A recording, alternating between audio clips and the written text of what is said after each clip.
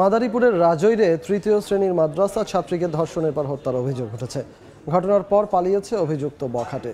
দৃষ্টান্তমূলক শাস্তির দাবি জানিয়েছেন স্বজন ও এলাকাবাসী। ব্যবস্থা নেওয়ার আশ্বাস দিয়েছে পুলিশ। সঞ্জয় কর্মকার অভিজিতের রিপোর্ট, ছবি তুলেছেন শাহাদাত আকন।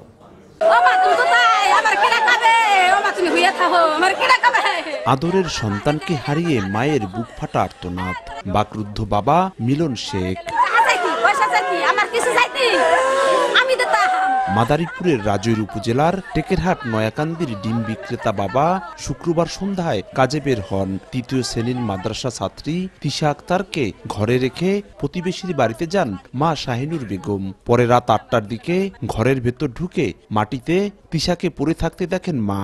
স্বজনদের অভিযোগ, 11 বছরের মেয়েটিকে ধর্ষণের পর শ্বাসরোধ করে হত্যা করে প্রতিবেশী ভাড়াটিয়া যুবক মিরাজ। চিনে ফেলাইছে, এর কারণে মনে হয় যে আরে নির্যাতন করে মাইরে ফেলাইছে। ঘরে বেঁধে নিচ্ছে, এই সময় দেখছি ওর গলায় ফাঁস দেওয়া, নাকের জায়গায় স্পট, এই জায়গায় একটা আঘাতের দেখাচ্ছে, মাজায় কিছু খেমচির দেখাচ্ছে, এই দেখা গেছে। খালি তদন্ত করে তারা আইডেন্টিফাই করে সুস্থ বিচার করবে তারা। সরকারের কাছে আমাদের এই দাবি, যেই করুক না কেন তার জন্য একটা বিচার হয়, আমরা যেন সুষ্ঠু একটা বিচার পাই। দোষী ব্যক্তির বিরুদ্ধে আইনগত ব্যবস্থা নেয়ার কথা জানায় পুলিশ।